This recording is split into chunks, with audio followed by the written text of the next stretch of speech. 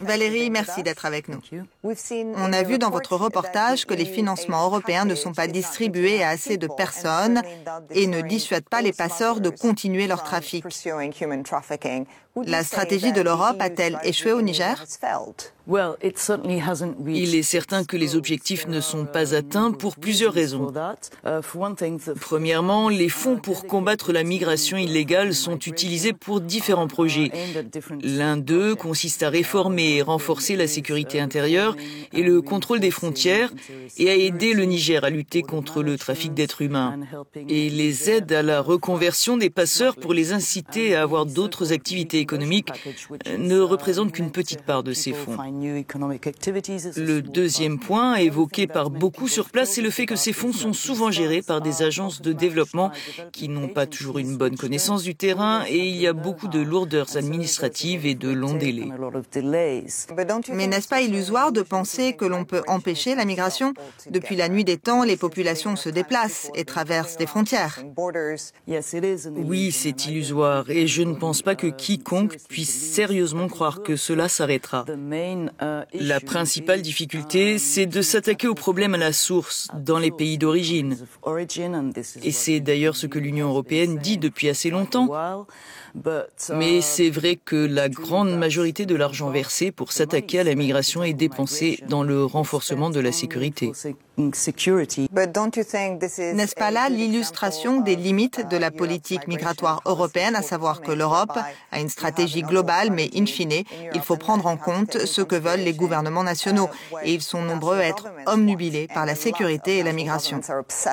Oui, c'est vrai, on assiste à la montée des mouvements populistes à travers l'Europe et la lutte contre l'immigration irrégulière est l'un des grands arguments électoraux de tous ces gouvernements populistes. Ces 300 000 migrants, réfugiés et rapatriés de Libye, qui sont aujourd'hui bloqués au Niger, est-ce qu'ils ne pèsent pas sur l'économie du pays?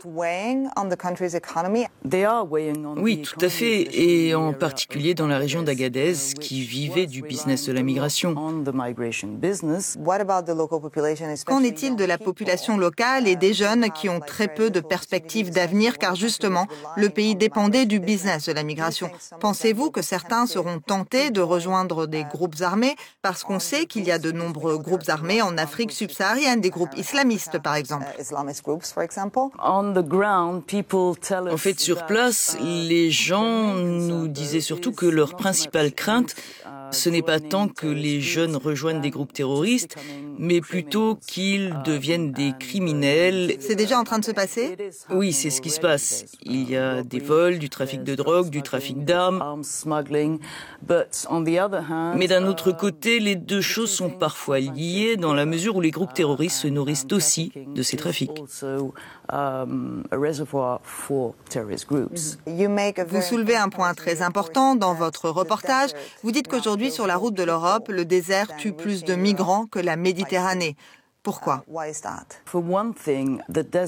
Tout d'abord, le désert, c'est un millier de routes différentes, comme on nous l'a souvent dit là-bas. Et puisque la principale route a été fermée... Pour stopper l'immigration illégale? Oui, pour stopper l'immigration illégale.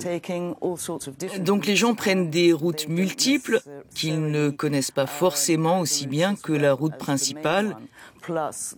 Et puis il y a aussi le fait qu'il y a de nouveaux venus qui se mettent à être passeurs et qui peuvent avoir moins de scrupules que les passeurs considérés traditionnels, qui connaissent les routes et qui ont un code d'honneur. Merci Valérie d'avoir été avec nous et merci beaucoup pour ce reportage très instructif. Thank you, Sophie.